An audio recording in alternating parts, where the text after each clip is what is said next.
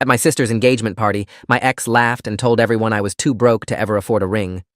She stopped laughing when her fiancé's boss walked in, looked at me, and said, "Sir, I didn't expect to see you here tonight." The champagne glass in Victoria's hand froze halfway to her lips.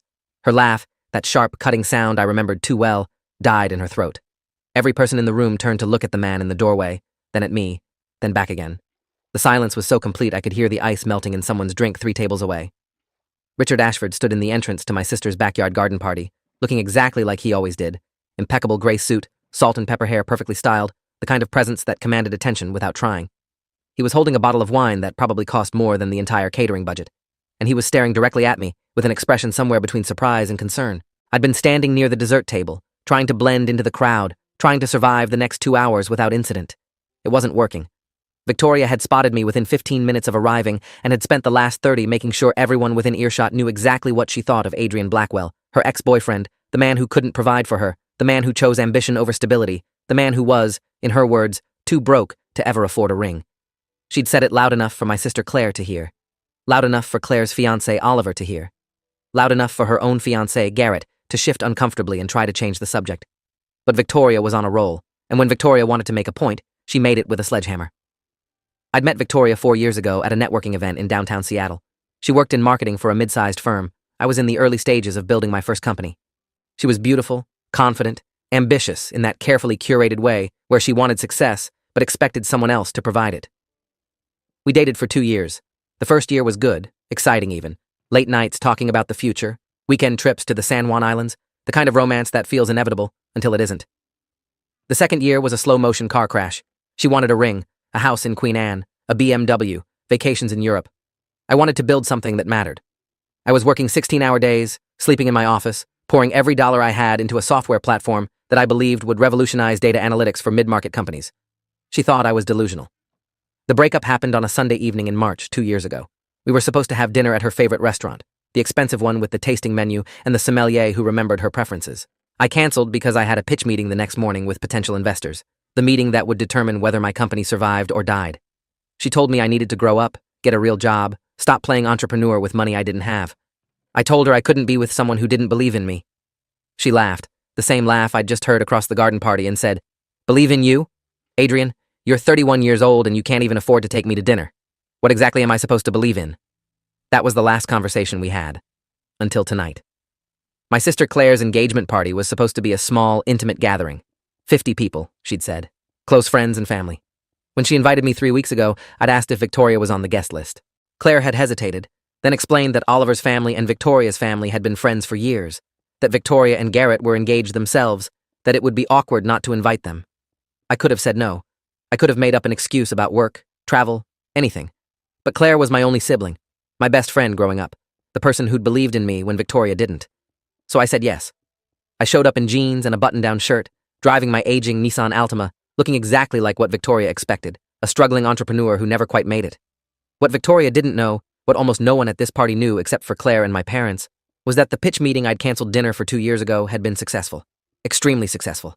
The investors had given me $3 million in Series A funding. Within 8 months, we'd landed contracts with 18 companies. Within a year and a half, we'd expanded to 4 cities and hired 63 employees. 6 months ago, I'd sold the company to a private equity firm for $98 million. My personal take, after splitting with my co-founders and paying investors, was $42 million. I was 33 years old, semi-retired, and spending most of my time working as an advisor and investor in early-stage companies. I sat on 3 corporate boards. I had more money than I knew what to do with. And I drove a 10-year-old Nissan because I didn't care about impressing anyone. Victoria had cornered me about 20 minutes into the party while I was getting a drink from the bar. She looked good, I had to admit that. Blonde hair styled in beach waves, a dress that probably cost a month of her salary, diamond earrings that caught the light. She was with Garrett, her fiancé, a tall guy with a friendly face who worked in account management for some company I'd never heard of. "Adrian," she'd said, her voice dripping with false sweetness. "I didn't expect to see you here. Don't you have some startup to run into the ground?" I'd smiled politely. "Good to see you too, Victoria. Congratulations on your engagement." Garrett had extended his hand, oblivious to the tension. "Garrett Phillips, nice to meet you." "Adrian Blackwell," I'd said, shaking his hand. "Congratulations to both of you." That should have been the end of it. A polite exchange, a graceful exit. But Victoria wasn't satisfied with polite. She never was. Over the next 30 minutes, she managed to work me into at least 3 separate conversations, each time making sure to mention my failures, my lack of success, my inability to provide the kind of life a woman deserved. She told her friends about the time I'd given her a birthday gift I'd made myself because I couldn't afford to buy something nice. She told Oliver's parents about how I'd lived in a studio apartment with a roommate well into my 20s. She told everyone within hearing distance about how I'd chosen my business over her, how I'd prioritized some pipe dream over our relationship, how I was too broke to ever afford a ring. I didn't correct her. I didn't defend myself. I just stood there, sipping my beer, watching her perform. Because here's what I'd learned in the last 2 years. When someone is determined to misunderstand you, no amount of explanation will change their mind. Victoria had decided I was a failure, and nothing I said would alter that narrative. So I let her talk. I let her dig herself deeper. I waited. And then Richard Ashford walked into the party. Richard was the CEO of Pinnacle Strategic Holdings, the private equity firm that had acquired my company. He was also the chairman of the board for 2 of the companies I'd invested in post-sale. We had dinner together at least once a month to discuss strategy, opportunities, market trends. He was a mentor, a friend, and one of the most respected figures in Seattle's business community. "Sir," he said again, walking toward me. The entire party had gone silent. "I didn't expect to see you here tonight. I hope I'm not interrupting anything." Victoria's face had gone completely white. Garrett looked confused. My sister Claire was trying very hard not to smile. Richard stopped in front of me and extended his hand. I shook it. "Richard, good to see you. What brings you here?" He glanced around at the crowd, seemed to realize he'd walked into something, then smiled. "Your sister Claire invited me. When she mentioned it was her engagement party and that her brother Adrian would be here, I wanted to pay my respects. I didn't realize you had so many friends and family in attendance." The emphasis on friends was subtle, but unmistakable. "I appreciate you coming," I said. "Have you met my sister?" "Claire, this is Richard Ashford. Richard, my sister Claire and her fiancé Oliver." Claire stepped forward, her eyes bright with suppressed amusement. "Mr. Ashford, thank you so much for coming. Adrian's mentioned you before." "Please, call me Richard," he said, shaking their hands. "And congratulations on your engagement. Your brother speaks very highly of you." Victoria was staring at me like she'd seen a ghost. Garrett was looking between me and Richard, clearly trying to figure out the connection. And then Garrett's expression changed. Recognition dawned. His face went pale. "Mr. Ashford?" he said, his voice tight. "I didn't know you'd be here. It's good to see you, sir." Richard turned to look at Garrett for the first time. "Garrett, I didn't realize you knew the Blackwell family." I'm engaged to Victoria," Garrett said, gesturing weakly toward Victoria, who still hadn't said a word. "Victoria and Adrian used to date." Richard's eyebrows rose slightly. He looked at me, then at Victoria, then back at Garrett. "I see. Well, small world." The silence was excruciating. Finally, Victoria found her voice.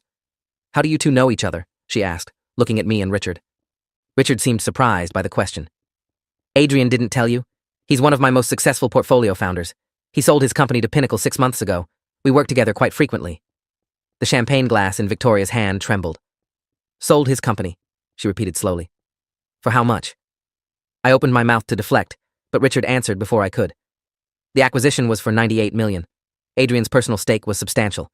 He's been an incredible asset to our firm since then, both as an advisor and as an investor in several of our portfolio companies." $98 million. The number hung in the air like a bomb. Victoria's face cycled through several emotions in rapid succession. Shock, disbelief, anger, and finally something that looked like panic. Garrett was staring at the ground, his jaw clenched. Claire was openly grinning now. Oliver looked like he was trying very hard not to laugh. "But you," Victoria started, then stopped. "You were living in a studio apartment. You drove that awful car. You couldn't afford to take me to nice restaurants." "I still drive that car," I said quietly. "And I still live modestly. I just have different priorities than you do." "Different priorities," she repeated, her voice rising. "You let me think you were broke. You let me break up with you because I thought you had no future. And the whole time you were sitting on millions of dollars?" "I wasn't sitting on anything 2 years ago," I corrected. 2 years ago, I was building a company. I was investing every dollar I had into something I believed in. You thought that was stupid. You thought I should get a real job, buy a house I couldn't afford, live beyond my means to impress you. I chose not to do that." Richard cleared his throat. "Perhaps I should give you all some privacy." "No, please stay," I said. "You came to celebrate my sister's engagement. Don't let this interrupt that." He nodded slowly, then moved toward the bar, giving us space, but not leaving entirely. Victoria stepped closer to me, her voice dropping to a harsh whisper. "You let me leave. You let me walk away thinking you were a failure." "You were going to leave anyway," I said. "You didn't love me, Victoria. You loved the idea of what I could provide. When I couldn't give you the lifestyle you wanted on your timeline, you bailed. If I'd told you about the company's potential, Would it have changed anything? Or would you have just stuck around long enough to cash in? She didn't answer. Couldn't answer. Because we both knew the truth. Garrett touched her arm. Victoria, maybe we should go. No, she said sharply, pulling away. I want to understand this. Adrian, you're telling me that while we were dating, while I was begging you to prioritize our relationship, you were actually building something worth $98 million? I was building something I believed in, I said. The valuation came later, and you weren't begging me to prioritize our relationship. You were begging me to prioritize your idea of what our relationship should look like. There's a difference. She laughed, but it sounded hollow now. My idea of what our relationship should look like? I wanted a partner who could take me to dinner without checking his bank account first. I wanted someone who had ambition beyond some fantasy tech startup. I had ambition, I said. You just couldn't see it because it didn't fit your definition of success. Your definition of success was eating ramen and working 18-hour days. She shot back. Yes, I agreed.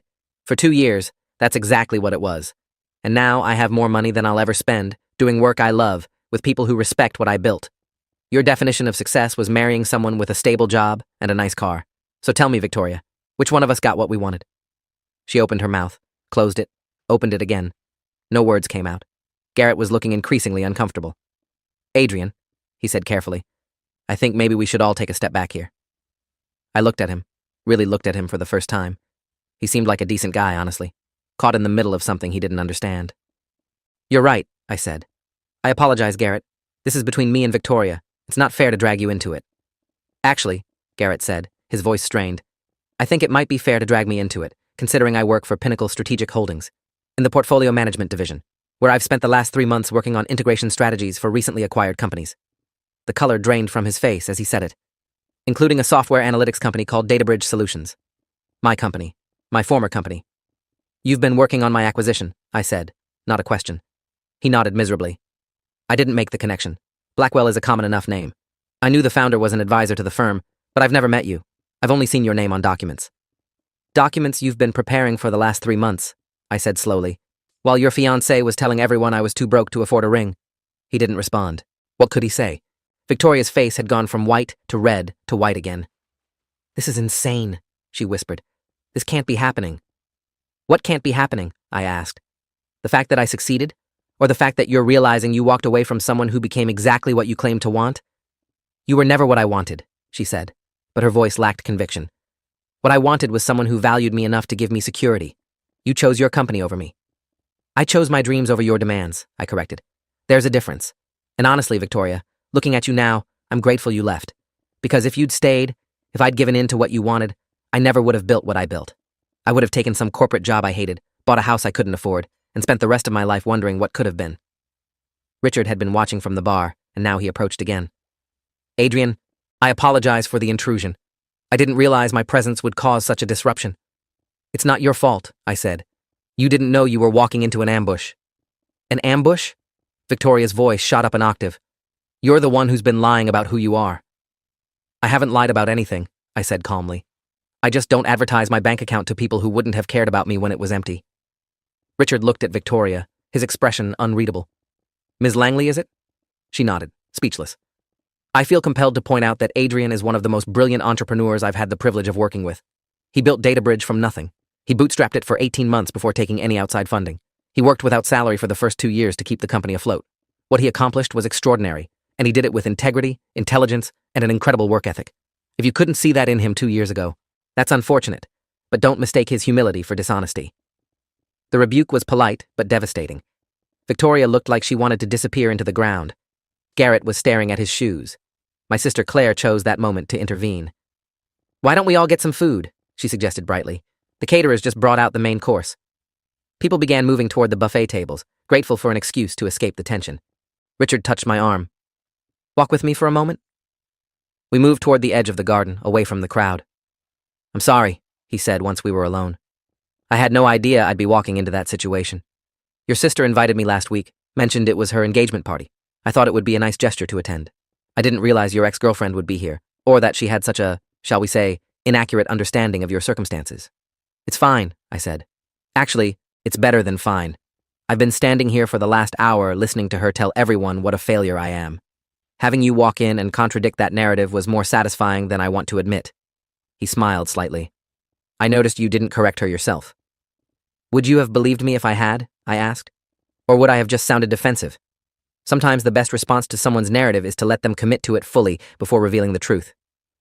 That's a rather strategic approach to a personal situation, Richard observed. I learned from the best, I said, nodding toward him. He laughed. Well, for what it's worth, I think you handled it with remarkable grace. Though I have to ask, what's Garrett's situation? He clearly had no idea who you were, despite working on your acquisition files for 3 months. Different divisions, I explained. He's in portfolio management, integration side. I work mostly with you and the executive team on strategy. Our paths wouldn't have crossed. Still, he should have recognized your name. Blackwell is common, and honestly, I prefer to keep a low profile. The fewer people who know about the sale, the better. I don't want to be treated differently. You're one of the only people I know who sold a company for nearly $100 million and still drives a 10-year-old car, Richard said, shaking his head. What's your secret? No secret. I just don't confuse net worth with self-worth. We talked for a few more minutes about upcoming board meetings, potential investments, the usual business discussions. Then Richard excused himself to congratulate Claire properly, and I was left alone at the edge of the garden, watching the party continue without me. Victoria found me there 20 minutes later. She approached slowly, like she was walking through a minefield. Can we talk? She asked. We are talking. Privately. I gestured to the empty corner of the garden. This is as private as it gets. She wrapped her arms around herself, despite the warm evening. I don't know what to say. Then don't say anything, I suggested. I made a mistake, she said quietly. 2 years ago. I made a mistake leaving you. No, you didn't, I said, and I meant it. You left because we wanted different things. That wasn't a mistake. That was honesty. But if I'd stayed, if I'd believed in you, then you would have stayed for the wrong reasons, I interrupted. Victoria, be honest. If I told you right now that I'd give you everything you wanted 2 years ago, the ring, the house, the lifestyle, would you leave Garrett? She hesitated, just for a second, but it was enough. That's what I thought, I said. You don't love me. You never did. You loved the potential of what I could provide. And when that potential seemed unlikely, you left. Now you're realizing you bet on the wrong horse, and you're trying to figure out if it's too late to switch bets. That's not fair, she protested. Isn't it? Tell me, what do you actually know about me? Not what I do for a living or how much money I have, but me as a person. What do I care about? What keeps me up at night? What makes me happy? She opened her mouth, then closed it. Exactly. You don't know. You never cared to know. You cared about whether I could afford the restaurant you wanted, the trips you wanted, the life you wanted, and when I couldn't deliver that on your timeline, I became worthless to you. I cared about you, she insisted, but her voice was weak. You cared about the version of me that fit your plans, I corrected. The real me, the person who was willing to sacrifice everything to build something meaningful, that person terrified you. Because if I succeeded, it would mean all your practical concerns were wrong, and if I failed, well, then you were right to leave. Either way, you couldn't lose. So what? You're saying I'm some kind of gold digger? I'm saying you're someone who confused financial security with love. And I'm saying I'm grateful we figured that out before either of us wasted more time. She was quiet for a long moment. Then she asked, Do you hate me? No, I said honestly. I don't feel much of anything for you anymore. That's probably the saddest part. We spent 2 years together, and now you're just someone I used to know. But you let me humiliate myself tonight, she said, anger creeping back into her voice. You stood there and let me tell everyone you were a failure when you knew it wasn't true. I stood there and let you reveal who you are, I said. There's a difference. I didn't make you say those things, Victoria. You chose to say them. You chose to mock me, to belittle me, to make sure everyone knew you thought I was worthless. I just didn't stop you. Why would I? You were telling everyone exactly what you believed to be true. The fact that you were wrong isn't my fault. You could have told me about the company sale. You could have told me you'd succeeded. Why? So you could feel bad about leaving? So you could regret your choice? I don't owe you that information. We broke up 2 years ago. What I've done since then is none of your business. She started crying then, quiet tears that she tried to hide by looking away. I really did love you, Adrian. Maybe not the way you needed, but I did. I know, I said gently. And I loved you too. But we wanted different things. You wanted security. I wanted purpose. Those aren't compatible in a partner. Not when you're building something from nothing. What if I was wrong? She asked. What if I gave up on us too soon? Then you'll have to live with that. Just like I had to live with working 18-hour days alone, wondering if I was throwing my life away on a stupid dream. Just like I had to live with losing you because I wouldn't give up on what I believed in. We all make choices, Victoria. We all live with consequences. And my consequence is watching you succeed while I marry someone else? Your consequence is building a life with someone you chose, I said. Garrett seems like a good guy. Treat him better than you treated me. She wiped her eyes, smudging her makeup. Does it feel good? Proving me wrong? No, I admitted. It just feels empty. I didn't build my company to prove you wrong. Victoria. I built it because I believed in it. The fact that it succeeded doesn't change anything between us. We're still broken up. You're still engaged to someone else. I'm still the same person I was when you left, just with more money in my bank account. Nothing fundamental has changed. Everything has changed, she whispered. For you, maybe. Not for me. She stood there for another moment, then turned and walked away. I watched her rejoin Garrett at one of the tables. He put his arm around her, and she leaned into him. From a distance, they looked like any other engaged couple at a party. Happy. Normal. Except I could see the tension in Garrett's shoulders, the way he kept glancing at Richard across the garden, the way Victoria's smile didn't quite reach her eyes. The rest of the party passed without incident. Richard spent time talking with my parents, who seemed both honored and slightly overwhelmed by his presence. Claire pulled me aside at one point and hugged me tightly. Thank you for not making a scene, she whispered. I know that must have been hard. She made the scene, I said. I just let her finish it. Still, you could have been cruel. You weren't. What's the point? Being cruel would just make me like her.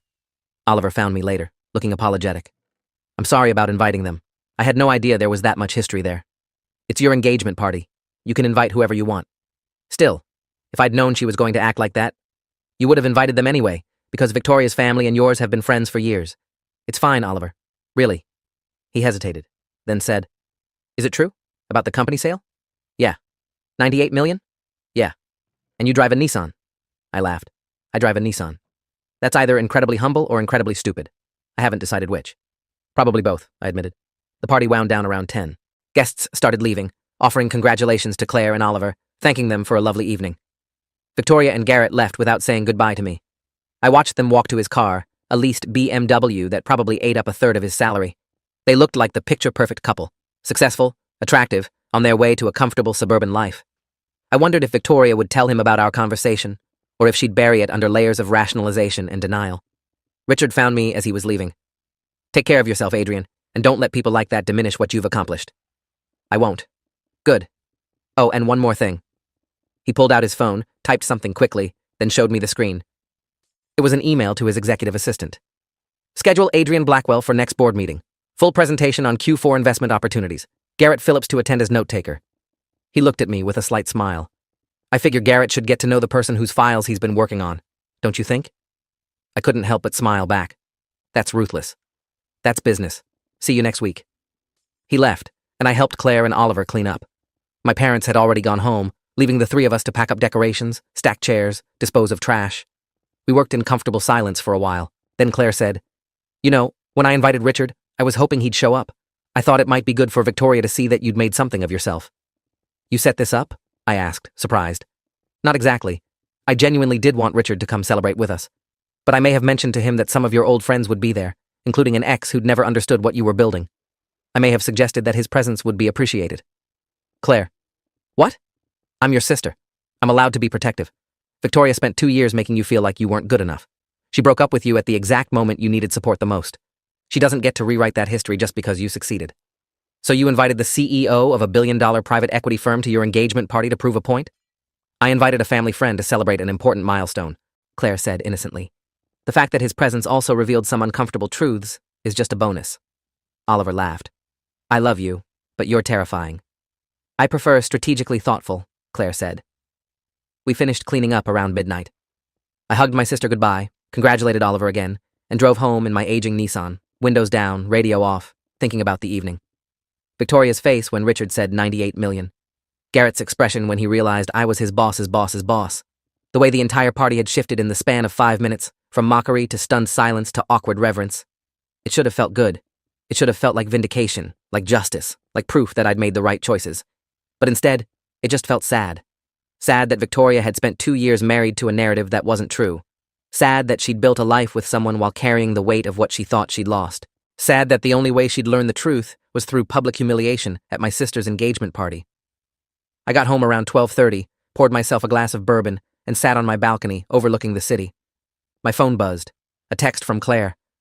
Thank you for coming tonight. I know it wasn't easy. Love you, big brother. I texted back. Love you too. Congratulations again. Another buzz. This one from Richard. Interesting evening. Lunch next week to discuss the Garrett situation? Sure. Thursday work? Perfect. My assistant will send details.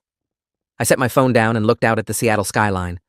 Somewhere out there, Victoria was probably lying awake, trying to process what had happened, trying to figure out if she'd made the biggest mistake of her life by leaving me, trying to calculate whether it was too late to fix it. And the truth was, I didn't care. Not because I was angry or bitter, but because I'd moved on. Not just financially, though that was part of it, but emotionally. I'd built a life that didn't include her. I'd found success on my own terms. I'd surrounded myself with people who believed in me when I was eating ramen and sleeping on an air mattress, not people who only showed up after the exit. The next morning, I woke up to 17 missed calls and 38 text messages. Most were from people who'd been at the party, suddenly very interested in getting together for coffee, lunch, drinks. People who hadn't spoken to me in years but now wanted to catch up and hear about what I was working on. I deleted all of them. Except one. It was from Garrett. Adrian, I need to talk to you about the board meeting next week. I just found out I'm supposed to attend as your note-taker. Can we meet before then? I want to understand the situation better. Also, I'm sorry about Victoria's behavior last night. That wasn't okay. I stared at the message for a long time. Garrett was in an impossible position. He'd been working on my acquisition files for 3 months without knowing I was the founder. He was engaged to my ex-girlfriend who'd publicly humiliated me at the party where he'd met me for the first time. And now, his boss had assigned him to work directly under me at a board meeting. I could ignore the message. I could let him twist in the wind. God knows I'd earned that right. But Garrett hadn't done anything wrong. He wasn't the one who'd mocked me. He'd actually tried to get Victoria to stop several times. He was just a decent guy who happened to be engaged to someone with terrible judgment. I texted back. Coffee Monday morning? There's a place near Pike Place Market called Morning Glory. 8 a.m. He responded within seconds. I'll be there. Thank you. Monday morning arrived gray and drizzly, classic Seattle weather. I got to Morning Glory at 7:45, ordered my usual black coffee, and sat at a table near the window. Garrett showed up at exactly 8 a.m., looking nervous and underdressed in business casual when I was in jeans and a hoodie. Thanks for meeting me, he said, sitting down across from me. Of course. I don't really know where to start, he admitted. Start wherever you want. We've got time. He took a breath. I've been working on the data bridge integration for 3 months. I've read every document, every financial report, every strategic brief. I knew the founder was a genius. I knew he'd built something extraordinary. I had no idea that founder was you. More specifically, I had no idea that founder was my fiancé's ex-boyfriend, who she's spent the last 2 years calling a failure. To be fair, I said, I was a failure when she knew me. Or at least, I looked like one. No money, no stability, no clear path to success. She wasn't entirely wrong to be concerned. She was wrong to mock you, Garrett said firmly. At the party, before Richard showed up, she was cruel. I should have stopped her earlier. I'm sorry I didn't. Why didn't you? He looked uncomfortable. Honestly? Because she's been weird about you for months. Every time your name comes up, she gets defensive. She insists you were a loser, that leaving you was the best decision she ever made. I thought if I let her get it out of her system, maybe she'd finally let go. I didn't realize she was trying to convince herself as much as everyone else. Did it work? No. If anything, seeing you again made it worse. She barely slept Saturday night. She kept asking me questions about your company, your sale, your current role at Pinnacle. I finally told her to stop, that it didn't matter, that we were building our own life together. Good answer, I said. Is it though? Because I can't stop thinking about the fact that my fiancé is obsessed with her ex-boyfriend. The ex-boyfriend who happens to be one of the most successful entrepreneurs in the Pacific Northwest. The ex-boyfriend I now have to work with. You don't have to work with me, I said. You could ask for a different assignment. And look like I can't handle it? No. I'm good at my job, Adrian. I earned my position at Pinnacle. I'm not going to let my personal life compromise my professional reputation. Then what do you want from me? He was quiet for a moment. I want to know if Victoria still has feelings for you. The question hung between us like a grenade. Why are you asking me? I said finally. Because you know her better than I do. You dated her for 2 years. You understand how she thinks, what motivates her. I've been with her for 6 months, and I still feel like I don't really know her. 6 months and you're already engaged? Her timeline, Garrett admitted. She wanted to be married by 35. She's 33. I thought, why wait if we both want the same things? Do you both want the same things? I thought we did. Now I'm not so sure. I took a sip of coffee, thinking about how to answer. Victoria is complicated, I said finally. She's ambitious, intelligent, and she knows what she wants. But she's also insecure in a way that makes her need constant validation. She needs to know she made the right choice, married the right person, built the right life. If she thinks she made a mistake, it eats at her. So seeing you succeed undermines her entire narrative, I finished. She left me because I was too focused on my career, too broke, too impractical. If I'd failed, she would have been right. If I'd ended up working some corporate job making $70,000 a year, she could have moved on with confidence. But I didn't fail. I succeeded beyond anything either of us imagined. And now she has to reconcile that with the decision she made. Garrett rubbed his face. So what do I do? That's not my question to answer, I said. But if you want my advice, here it is. Sit down with Victoria and have an honest conversation. Ask her if she still has feelings for me. Ask her if she's marrying you because she loves you or because she's trying to prove she made the right choice by leaving me. Ask her if she can build a life with you without constantly comparing it to the life she could have had with me. And if she says she still has feelings for you, then you deserve to know that before you get married. He nodded slowly. Fair enough. We talked for another hour about the data bridge integration, about the board meeting next week, about his career goals at Pinnacle. He was smart, thorough, exactly the kind of person Richard would want on complex integration projects. I could see why he'd been assigned to my acquisition. As we were leaving, Garrett said, For what it's worth, I'm sorry about how this all played out. You seem like a good guy. You didn't deserve what Victoria said about you. I survived, I said. And honestly, Garrett, I hope you and Victoria figure things out. I hope she realizes what she has with you is valuable on its own terms, not just in comparison to what she didn't have with me. You deserve that. He shook my hand, and we parted ways. I didn't expect to hear from him again outside of work. But 2 days later, my phone rang. Garrett's name on the screen. Hey, I answered. We need to talk, he said. His voice was strained. Is everything okay? Can you meet me? Same coffee shop, 1 hour? I'll be there. I arrived to find Garrett already sitting at our previous table, looking like he hadn't slept. What happened? I asked, sitting down. I took your advice, he said. I sat down with Victoria last night and asked her the hard questions. Asked her if she still had feelings for you, if she was marrying me for the right reasons. All of it. And? She broke down, completely. Started crying, said she didn't know what she felt anymore, said seeing you at the party had messed with her head. She admitted she's been comparing our relationship to yours since the day we met. She said she thought she'd moved on, but seeing you succeed made her question everything. I didn't say anything. What could I say? Then she said something that really got me, Garrett continued. She said, I thought I made the right choice. I thought security and stability were more important than passion and ambition. But Adrian had both. I just couldn't see it. And now he has everything I wanted, and I'm realizing I chose the safe version. Meaning you, I said quietly. He nodded. Meaning me. I'm the safe version. The one who has a stable job and reasonable hours and doesn't work weekends. The one who proposed after 6 months because she wanted a ring. The one who'll give her a comfortable suburban life with 2 kids and a Labrador. There's nothing wrong with that life, I said. I know, but it's not what she really wants. She wants what you have. The success, the recognition, the knowledge that you bet on yourself and won. She wants to be with the version of you that exists now, not the version that existed 2 years ago. And I'm just the consolation prize. So what are you going to do? I called off the engagement, he said. This morning. Told her I couldn't marry someone who was in love with the idea of someone else, even if that someone else didn't want her back. The weight of that statement settled over us. I'm sorry, I said. Don't be. You were right. I deserved to know before we got married, before we bought a house, before we had kids. Better to find out now than 5 years from now when she's resenting me for not being you. For what it's worth, I'm not the person she thinks I am, I said. I know. You're probably more complicated, more flawed, more human than the successful entrepreneur narrative she's built in her head. But that doesn't matter. What matters is she's chasing a fantasy, and I refuse to spend my life competing with it. We sat in silence for a while. Then Garrett asked, Do you still have feelings for her? No, I said honestly. I did, for a while after we broke up. But I let her go. I had to, in order to focus on building my company. And somewhere in that process, I stopped loving her. Now she's just someone I used to know. She asked if there was any chance you'd take her back, Garrett said. I told her to ask you herself, but I don't think she will. Too much pride. The answer would be no, I said. Even if she asked. We wanted different things 2 years ago, and we still want different things now. The only difference is now I have the money to fund those different things, and she's realizing money doesn't change fundamental incompatibility. Well, at least one of us has clarity, Garrett said with a bitter laugh. What will you do now? Move on. Find someone who actually wants to be with me, not with what I represent. Maybe take a break from serious relationships for a while. That's probably smart. He stood to leave, and then paused. The board meeting next week. Do you still want me there? I understand if this makes it too awkward. You're good at your job, I said. Don't let your personal life compromise your professional reputation. Remember? He smiled slightly. I said that, didn't I? You did. And you were right. See you next week, Garrett.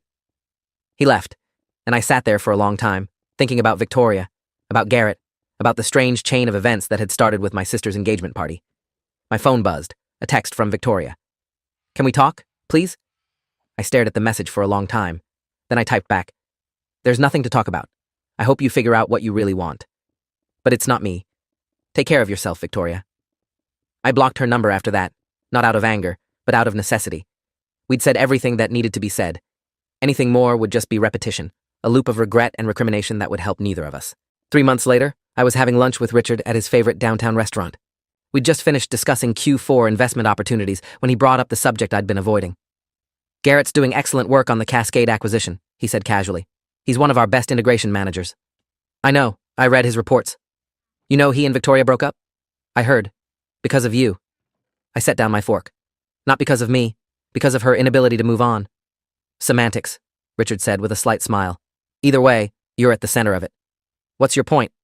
"My point is that you handled a complicated situation with remarkable grace. You could have been vindictive. You could have used your position to make things difficult for Garrett. Instead, you treated him professionally and gave him honest advice that probably saved him from a bad marriage." "I didn't do it for credit," I said. "I know. That's why I'm giving you credit anyway. You're a good person, Adrian. That's rare in this business. I try. Do more than try. I'm retiring in 18 months. The board is already discussing succession. Your name keeps coming up." I looked at him, surprised. "I'm 33 years old. And you've accomplished more in 5 years than most people accomplish in a lifetime. You built a company from nothing and sold it for $98 million. You've successfully advised 3 portfolio companies to exits. You have the respect of every board you sit on. Age is irrelevant when you have that kind of track record." "I'll think about it," I said. "Do. And while you're thinking, maybe consider that success isn't just about money or titles. It's about building something that matters, surrounding yourself with people who challenge you, and staying true to your values even when it's difficult. You've done all 3. That's what leadership looks like." 6 months after my sister's engagement party, Claire got married. The wedding was beautiful, intimate, exactly what she wanted. I stood up as her man of honor, gave a speech about how she'd always believed in me even when I didn't believe in myself, and watched her marry a man who clearly adored her. Victoria wasn't there. Neither was Garrett. They'd both moved on with their lives, separately. I heard through mutual friends that Victoria had transferred to her company's Austin office, a fresh start somewhere she didn't have to face reminders of her choices. Garrett had been promoted to senior integration manager at Pinnacle and was dating someone from the legal department. As for me, I was still driving my aging Nissan, still living modestly, still investing in companies that excited me. I'd started mentoring young entrepreneurs, the ones who were eating ramen and sleeping on air mattresses and pouring everything they had into dreams that might fail. I knew what that felt like. I wanted to help them succeed. Richard's retirement party was exactly 18 months after my sister's engagement party. The board had officially named me as his successor, Chief Executive Officer of Pinnacle Strategic Holdings. At 34, I was the youngest CEO in the firm's history. My parents came to the announcement event. My mother cried. My father shook my hand and said he was proud of me. Claire hugged me and whispered, "See? I told you that you'd amount to something." I thought about Victoria, wondered if she'd heard the news, wondered if she regretted her choices. Then I realized I didn't care.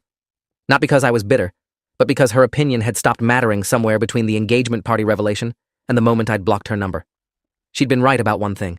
I had chosen my company over our relationship, and I'd do it again in a heartbeat. Because the company became a career, became a life I was proud of. A life built on my own terms, with people who believed in me when I had nothing to offer but potential and determination.